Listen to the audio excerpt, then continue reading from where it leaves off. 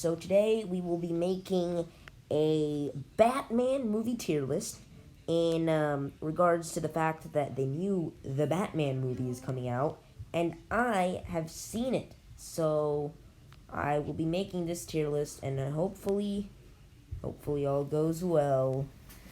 All right, let's start. So, first Batman movie came out in 1966. It was part of the Batman TV show, which I have not seen, but I have seen this movie. It is a very campy movie. You have to respect the fact that at the time people really didn't care too much about quality. It was just like, oh wow, movies, like, oh, this was a new spectrum. Not too new, but it was starting to be new. The whole in color, people weren't so critical about movies because movie quality didn't really matter at the time. But I personally think that this movie is way too campy and it doesn't fit the tone of Batman. Personally, as you'll see going into this list, I don't think Batman works as a campy superhero. He works as a dark-toned Christopher Nolan movie. Batman, the Dark Knight. He works as a Dark Knight, a caped crusader, a vigilante, a masked vigilante. And this movie is way too lighthearted for its own good. And personally, it just doesn't fit the tone of Batman whatsoever. And it really does pain me to put it this low, but, well, this is how things must go. Alrighty, so, where will we put it? Where will we put it? Oh, you know what we should do? We should name them. Let's do this. Let's do Gothic. Well, yeah, let's put the top one as, it's gonna be called Gothic. Then we'll have Great. Then we will have Good. Then we will have, should we do Okay? Yeah, let's do Okay. And then we put Bad. So we don't want loads of things to put. And then the last one will be, how about, what? Wait, why did it switch? There we go. Add a row below. Let's call it Bat Nipples. I got this off another tier list video that made fun of the bat nipples, and I also wanted to poke fun at the bat nipples. You'll see why. Is that even how you spell bat nipples? Wait, how do you spell bat nipples?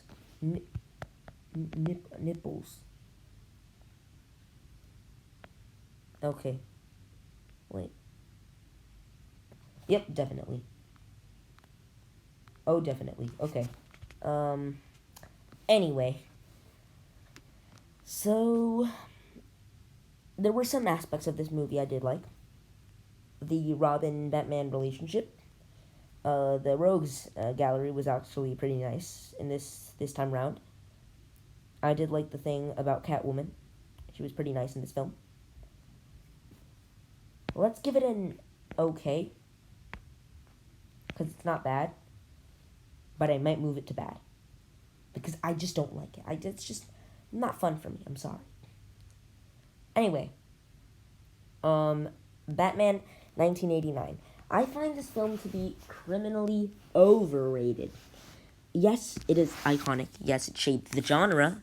But it is still a bit of an overrated film. I'm not the biggest fan of Joker this time around. He has like this crush on the main character's what's her name? Vicky Vale. And I don't like the Joker having romantic relationships. It feels weird, and it is weird. And I don't think it works. And I don't like the vibe of the film because, first of all, Batman is not the main character. And this is a recurring trope throughout this quadrilogy, you could say. that Batman is not the main character of these movies. It's the villains. The Joker is the main character of this movie. Just like in Batman Returns, Catwoman and Penguin are the main characters. Like, Batman is not in a lot of this film. Although the scenes he's in are really good. Now, I would put it in great, but Batman kills. And personally, I hate it when Batman kills. So let's do this. Every time a movie, I decide, okay, let's say Batman v Superman goes in Gothic, which it won't, trust me. If Batman kills in the movie, it goes down a tier. That's my sense of logic, and that's how it's gonna go. So, he kills in this movie. He's fine with it, and he enjoys it. Don't like that. So it's gonna go in good. Sorry. Anyway, Batman Returns. Batman Returns is a significantly better film. Let me tell you why. Catwoman is one of the best anti-heroes in film history. I love Michelle Pfeiffer's portrayal of her, and she has great chemistry with Michael Keaton.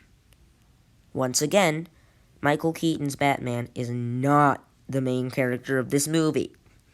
Don't ask. I don't know why. Anyway, Penguin is a decent villain. Really, as I mentioned, what steals the show, and the reason why I put it 2 tiers above what it otherwise would be in okay, is because of Michelle Pfeiffer's Catwoman, which completely and utterly steals the show. It is a great portrayal, an amazing portrayal, and I love it. And for that reason, and that reason alone, it's going in great. I love her character so much, so well written. Oh wow, oh wow. If only all Catwomans would be like that. If only all of them would. Anyway, now we're moving on to the more campy movies, Joel Schumacher. We're talking about Batman Forever, Batman and Robin. Let's start with Batman Forever. I like Val Kilmer as Bruce Wayne. I don't think he's a great Batman. He's pretty stale, if you get what I mean. As I mentioned earlier, I strongly dislike campy Batman. Not for it. I just don't think it works. I don't think it makes sense. I don't think Batman should be campy because it doesn't fit the tone of the character whatsoever. So, what are we gonna do? The villains. Yes, the villains. So, they're pretty bad. We have the Riddler, Jim Carrey's Riddler, which is the definition of camp in everything. I don't really like it. We just got the Batman, and that is one of the best live-action villain portrayals I've ever seen. So, if you compare it to this Riddler looks like a joke.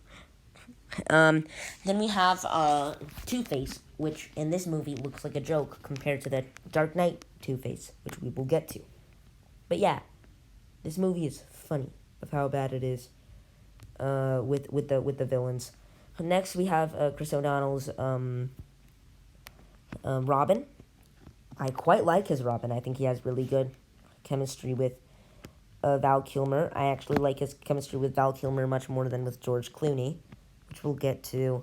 Anyway, the love interest this time around is decent.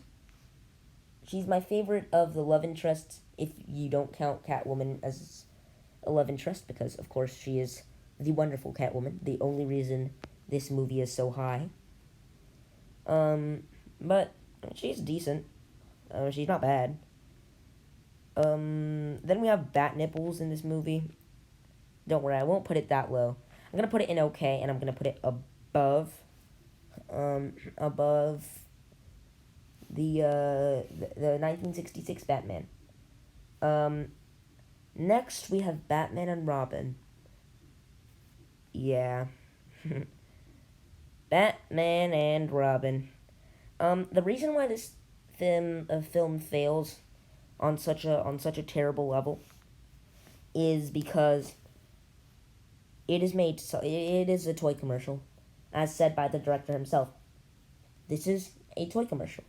This is not meant to be a film with character, with plot. It's just to sell toys.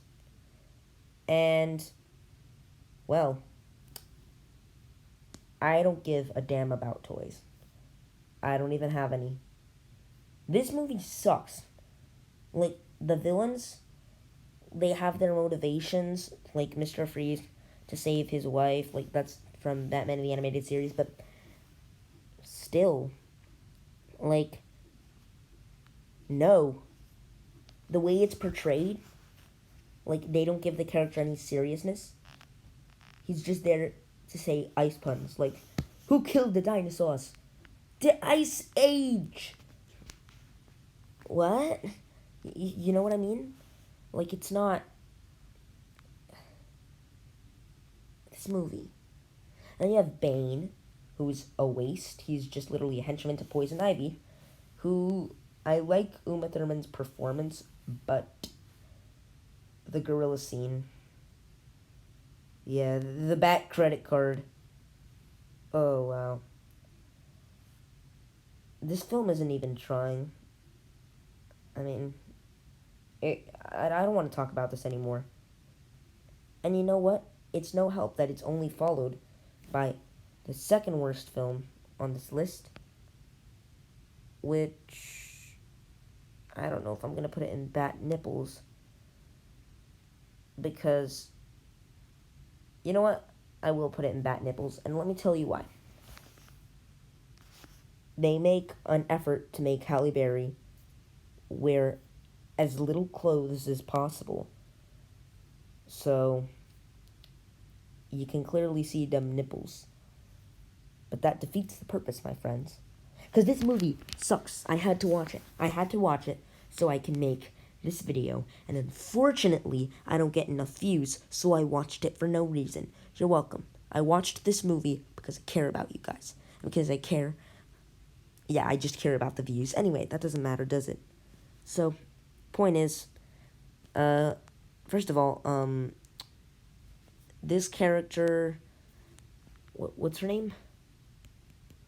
Catwoman. Am I that dumb? The Catwoman, like, the character, no, it's a different character, and this is not even a Batman movie. I don't know why this is even on the list. Like, this, it's a completely different thing. It's, like Wikipedia says, it's Batman in name, it's Catwoman in name only. This has nothing to do with Catwoman whatsoever. What is her name? What is her name? Catwoman. Selina Kyle. There we go. Selina Kyle. It's like another lady. Like, Catwoman's name in the movie.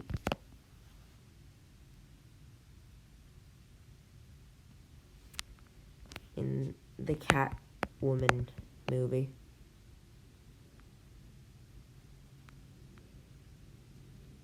Doesn't tell us.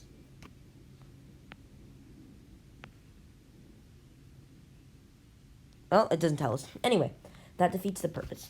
Anyway, the plot is all over the place. The character is... Oh, I just want to point out, this film won Worst Picture in 2004 for the Razzie Awards. No wonder. I'm not surprised. You know what? At least Batman and Robin is so bad it's good. This film is just boring. It's just boring. I genuinely don't like this film. Moving on to a significantly better film, Batman Begins. Yes, it goes in Gothic. I don't want to hear it. I don't want to even hear a little beep about that. I don't. I don't want to listen to the sound of that. I love this movie.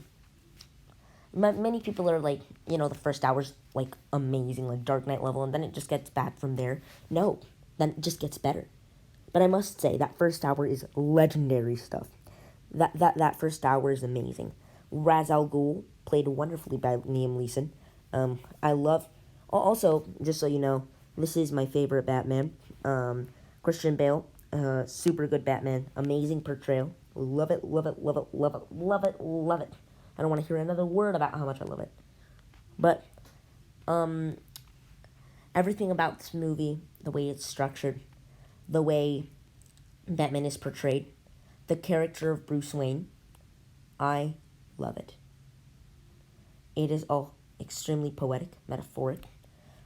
Probably my favorite scene is when he's in the car with Rachel and they're having that conversation about about him wanting to have killed the dude, and she's like no, like revenge and justice are two very different things, and that hit me really hard. A Scarecrow is a pretty good villain in this film. Ra's al Ghul, again, love him, love him, love him, love him. Although he's not as good as Heath Ledger's Joker. Now moving on to basically everyone's favorite Batman movie, which is The Dark Knight. And guess what? No surprise, it's also my favorite Batman movie. So here we have it. I'm gonna put it right above Batman Begins because I think both of them are really good, but I do think that this film has more amazingness to it, and it's definitely more iconic. Well, in my opinion, okay, this is a very bold statement, although many people will agree with it. I think Batman the Dark Knight is the best superhero movie of all time. It's my favorite. No Marvel movie, no Batman movie, no DC movie, no superhero movie will ever top Batman the Dark Knight. It's that good. And I think what really makes it so good is not just the Joker, not just not just a Batman, not just Two Face, but the symbolism, the metaphors, what it really means, the message it's trying to convey. That the Joker is so thinks he is so confident that everyone in Gotham at some point can just snap, that everyone is like him, that he is not alone in Gotham, and that everyone has that little dark side to them. And what he's trying to prove to Batman is that everyone, even the whitest, the whitest of knights, Light Knight, what is it that they call Harvey Dent? Something like that. Like even the purest souls can turn evil. And at the end, in the climax, the Joker is proven wrong, and that's really what this movie is all about. Of course, you have Harvey Dent, Two-Face, which I think is one of the most underrated villains of all of Batman. He is personally my third favorite Batman villain. My second favorite being Michelle Pfeiffer's Catwoman, and my favorite being the Joker from this movie, Heath Ledger, who completely deserved that Oscar. It's a true shame that he didn't live to see that given to him. That would have been amazing. But also, as I've mentioned, my favorite Batman, great action. Although I do think Gotham wasn't so great this time around. It didn't have that gothicness. It didn't have that Gothamness. Like it felt very much like Chicago. It didn't feel like Gotham. And that is unfortunate. But if that's the only bad thing about your movie, then you have a hell of a good movie. Because I'm a very critical person, so the fact that I'm saying that this is my favorite superhero movie. Very, very, very interesting. Um, Not much else to say. I mean, also, um, I really like how Rachel is handled in this film. I like the other actress better, but I like how she was handled here. Of course, we have Jim Gordon, who's always amazing in all of the movies. Alfred, some men just want to watch the world burn. It's one of my favorite superhero movie lines of all time. Um, Joker, who has very good motivations. I really like his motivations, as mentioned previously. It's a real shame we didn't see him in The Dark Knight Rises, because originally he was supposed to be in that movie. And moving on to The Dark Knight Rises.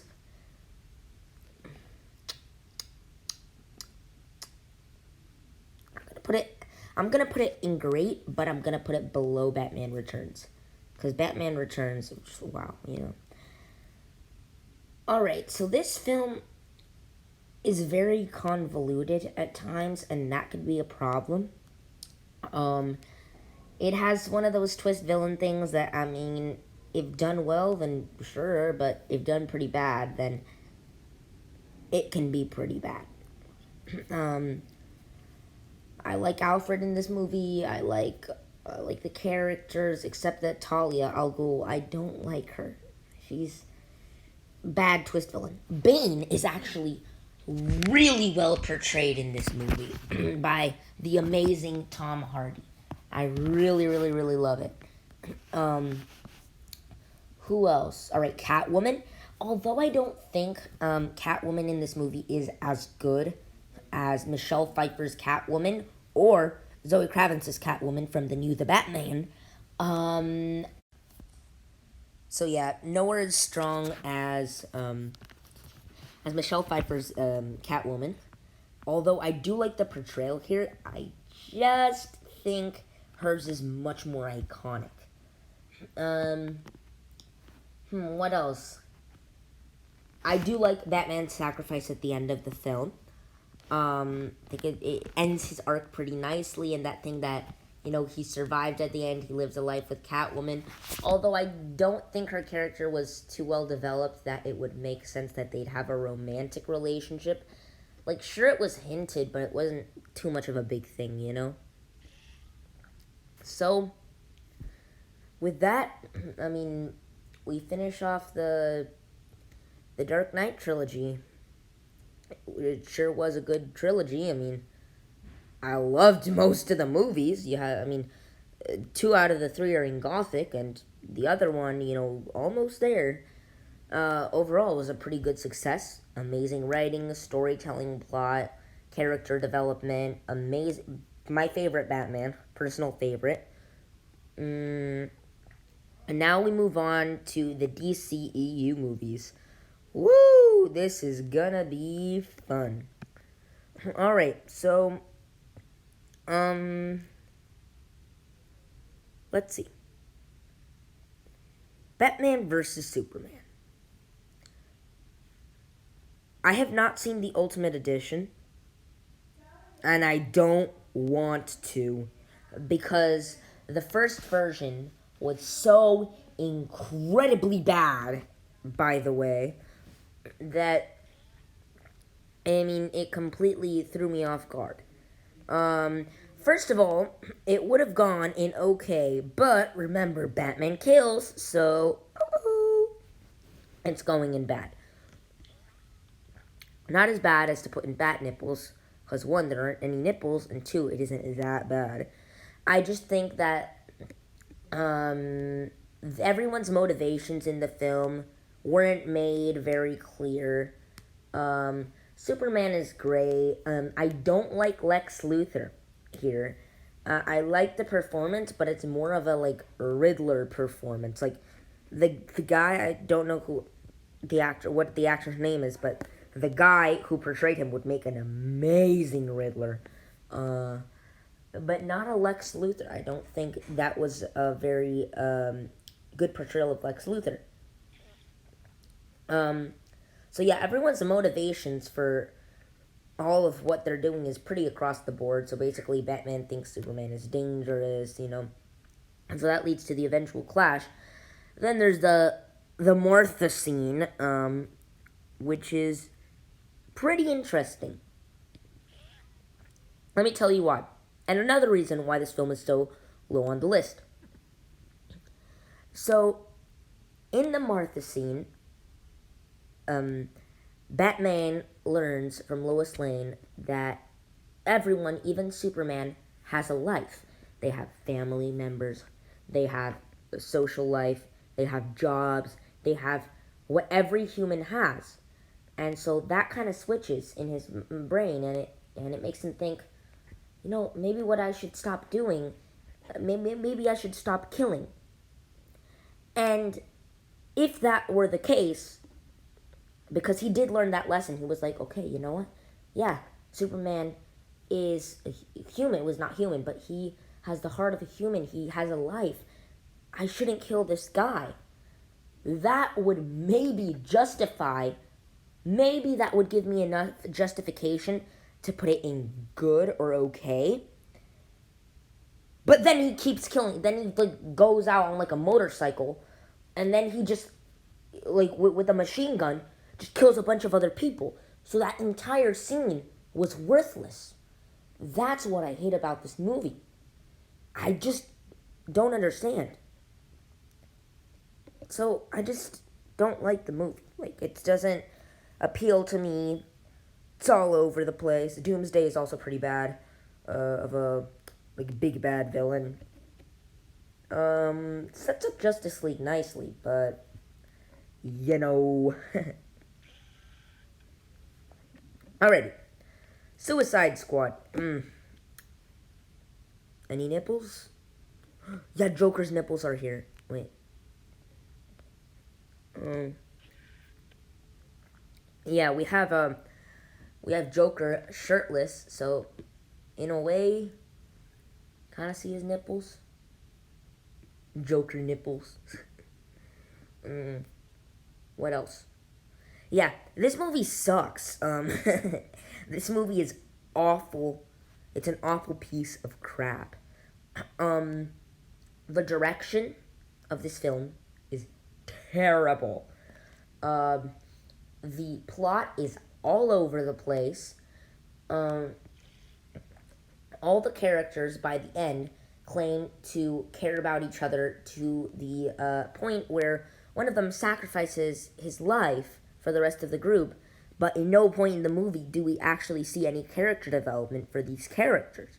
So it all feels kind of cheap, and, you know, Harley Quinn is pretty nice in this. I really like, as you'll see, I really like the portrayal of Harley Quinn throughout these movies. I think it's done very well. Really like it.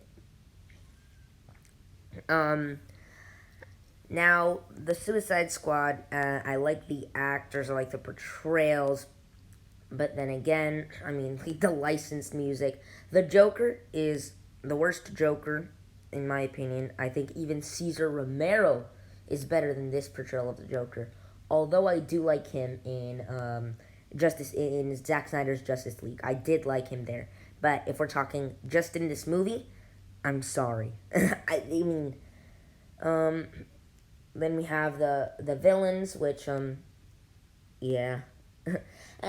Also, it feels like this movie didn't really know what it wanted to be. Like, you can tell that there was so much studio interference, so many cuts from the film. It felt just jumbo mumbo, and it felt like the result of when two people are fighting for lunch food.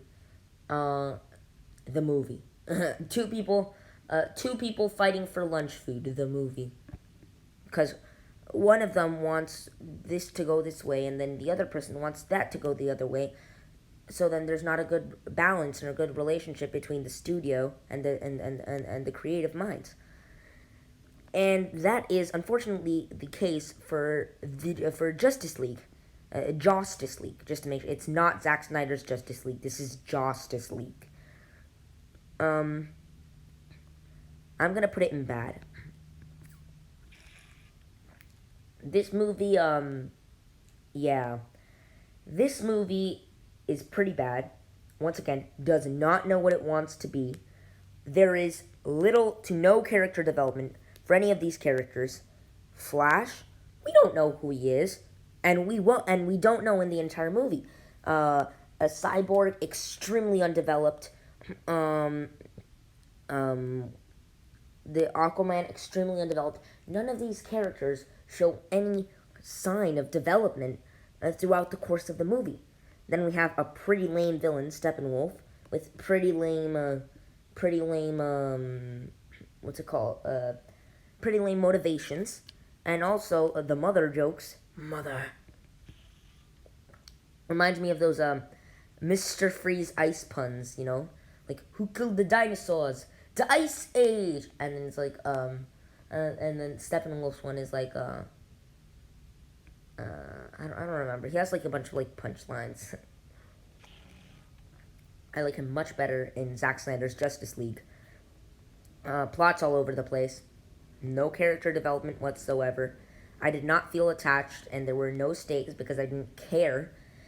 And it just felt like studio execs fighting over creative control from the people who, from the creative minds, you know? The studio wants it to be some way. The executives, the filmmakers want it to be another way, and then there's no clear vision for the movie because there's so much fighting, and you can tell, and that's a big shame.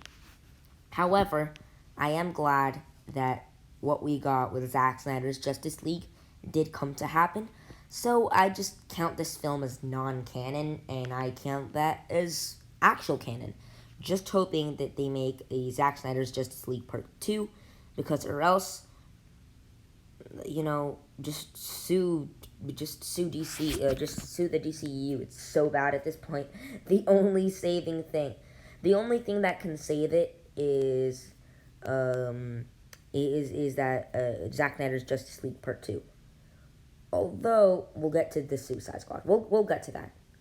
Anyway, Joker. Should I put it in Gothic? Or should I put it in Great? This is a hard decision, guys.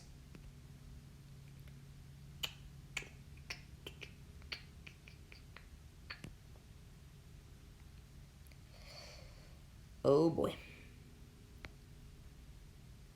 Look, the thing is that this film, it's not a superhero movie. It's more of a character study, a character analysis, and to that extent, it does it very, very well. I would never classify this film as a superhero movie because it is not a superhero movie under no circumstances. But the way it handles mental illness, Arthur Fleck, I love his character. Very well written. He has a very clear story arc, and I think they're making a Joker too. I'd love to see what they do with that. Joaquin Phoenix, legendary performance as the Joker. He deserved that Oscar. Very well done. I mean, it's just overall a really, really, really good analysis of a human being that is going through abuse, mental trauma, and the world around him hating or not giving a damn about him. That's really sad. So, what this movie tried to do, it did very well. The whole thing with the Joker being possibly Thomas Wayne's son, I didn't like that. But that's a little nitpick. Is it as good as The Dark Knight and Batman Begins? I'll just put it here. Oh, alright. Or no, you know what? I'm going to put this here because this is going here. There we go. Alright, The Suicide Squad. Amazing film. Amazing. It is just so good. Um, this film, I mean, it has an amazing Suicide Squad. The characters, they actually feel like developed characters, unlike in the last one. They actually feel like real people. They feel like real freaking people. Um, all of them have their own character arcs. The story is very clear, very set in stone. We know what's supposed to happen. Um, we have, once again, sort of this basically the same premise as the last one, but it's done better because the filmmakers know what they want to do, and the studio is accepting of that. And I think that luckily, Warner Bros. Has learned from their past mistakes, and they've started to get better at allowing the creative minds to do what they do best and do what they were hired to do. All right? The studio execs were not hired to be the creative minds. There's a creative mind for a reason. Um, the villains, I really like the Starro thing. That was pretty cute. I really like how, like, in the first few minutes of the film, half of the Suicide Squad just gets killed. And I like that because it narrows it down to only a few characters. Because it's not like in the Eternals where, you know, just there were too many characters, so there wasn't enough time to invest in all of them. But here there is. So it makes our relationship with the characters so much better. And of course we have Harley Quinn, played by Margot Robbie, which I adore. I adored in that movie, and actually it's the Margot Robbie's Harley Quinn is the only reason why this movie over here is not below Catwoman. It's the only reason. Or else it would. But nevertheless, just it's a great action movie. Good characters, good plot, good story overall. Not much else to say. I'm not gonna see the Peacemaker series until sometime, because what happened was that my dad had to cover my eyes a few times while I was watching The Suicide Squad, because of course it is very violent. He had already seen it, so he knew when to cover my eyes. I think I should wait until I'm a bit older to see Peacemaker, but I will be seeing it once the time comes. Anyway, now we're gonna talk about the other movies. I wonder if we can, like, add some things to here. Alright, anyway, Zack Snyder's Justice League. Amazing. I'd say it'd go at the very top of great, above Joker. Personally, I think the 4 hours long, it feels like 3. And I love how it's divided into chapters because I saw it over a span of 3 days. I saw, like, the first 3 chapters on day 1, the other 3 chapters on day 2, and then the last 2 chapters on day 3. So I had the freedom to watch it at my own will, and there were very good stopping points, so I could stop when I wanted to stop. As for the story, much better done than in the than the last time round. The characters actually feel like real characters. We get time to know them. We get time to have them developed. We get time to meet them and know how their personalities work. Especially Cyborg. In the other film, I had no idea who that guy was. But here, he is developed so I can relate to him and I can empathize with him. And that's really good. The villain, Steppenwolf, actually has really good motivation. And I'm excited to see where they're going to take Darkseid in the next film. All of the Justice League are handled with such care, the way they are developed, as I've said previously. The plot, pretty good. Yeah, I mean, if I had to choose one scene that was my favorite, it's probably when Flash runs and turns back time. That was really really poetic, really really nice. I really liked it. um, I wasn't a big fan of Superman in this movie. He wasn't given way too much screen time. Like, he was there, he was brought back, then he left with Lois Lane, and we didn't see him until the end of the movie. So, I mean, could have been better. Didn't get enough of him. But still, if that's all I'm complaining about, then I think it'd be fair to put it at the top of great. Moving on. The Batman. The moment you've all been waiting for to hear my opinion on this movie. I'd probably put it at the bottom of Gothic. Not gonna lie. I loved it that much. Gotham is dead. Gotham is a dead city. You feel the pain and suffering and muck and death and depression in Gotham. And also, let me mention that this is the best Batman score. I have it when I go to sleep. I can listen it like dun dun dun dun dun dun dun dun dun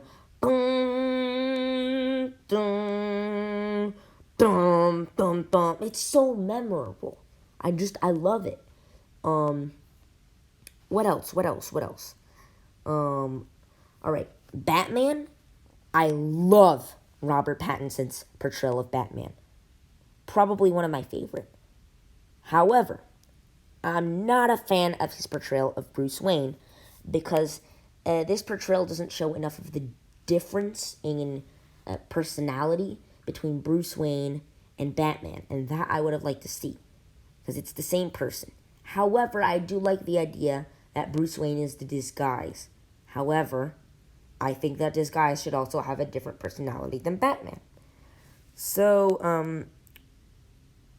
I also really, really like, Jim Gordon in this movie. Alfred is, there in, for 5 minutes. Penguin, I can't talk too much about him because, he's there, for 10 minutes. Really cool car chase. But it seems like they're saving him for a different film. And, of course, I'm excited to see him in his own TV show. Also the Gotham PD, I'm excited to see that. What else? Right, the Riddler. Probably my 4th favorite villain. Oh, no, you know what? Remember how I said Two-Face was my 3rd favorite Batman villain? Alright, now he's my 4th favorite Batman villain. This guy is my 3rd favorite Batman villain. The Riddler in this film is so well portrayed. I get chills, just listening to his voice. Very, very interesting motivations. That he was also an orphan, but he didn't get enough attention. So, Bruce Wayne. And I also really love how we, as an audience, are brought to believe that this guy, is actually thinking that that Bruce Wayne and Batman are 2 different people.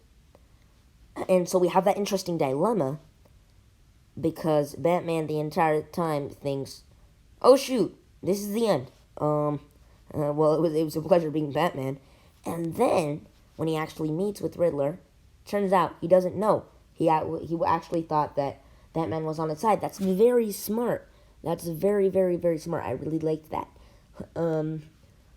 Also, what else? The plot, very smart. I love how he leaves little riddles at every single place, at every single kill.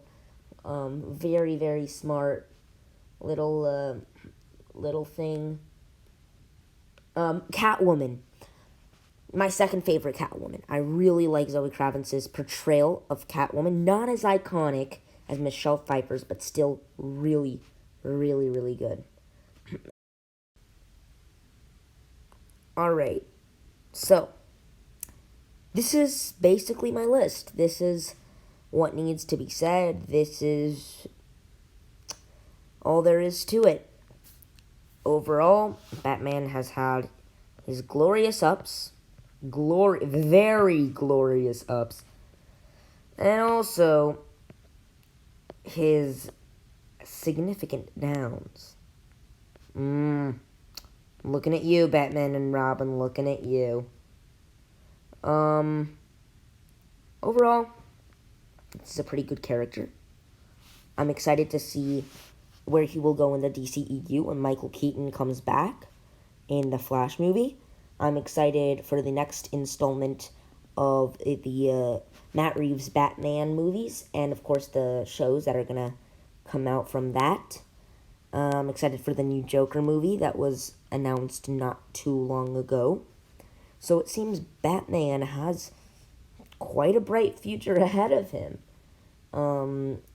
Doesn't seem like he's going anywhere else. So, yeah. Alrighty. And that's it. Alright, thank you so much for watching this. Really, really appreciate it. Bye.